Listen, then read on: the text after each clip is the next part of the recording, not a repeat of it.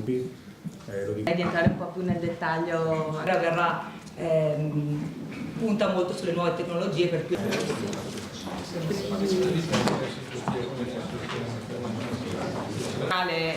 continua a distinguersi come un evento di riferimento sui temi dell'orientamento Veneto, in questo senso credo.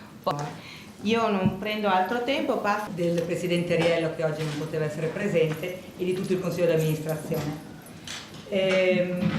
Questa 23esima edizione è particolarmente importante e viene ad essere in un momento molto delicato per la disoccupazione giovanile, che ha raggiunto, come sappiamo tutti, e superato purtroppo il 40%. 55.000 persone, visitatori, 500 realtà coinvolte e 90 appuntamenti con più di 200 relatori presenti. Quindi un'edizione che è stata importante, che si prospetta altrettanto importante quest'anno. È giovanile, quindi le persone di incentivazione per quanto ci possa essere l'inserimento all'interno del mercato del lavoro non è facile, anche perché le aziende stanno avendo un momento di contrazione e un momento di sviluppo. Per le aziende, che comunque deve essere da sempre presenti a questa manifestazione, perché riteniamo sia la più importante a livello nazionale in materia di orientamento, e quest'anno, proprio per il tema che appunto viene posto come centro dell'attenzione, trovare lavoro a scuola, riteniamo che sia particolarmente strategico e particolarmente importante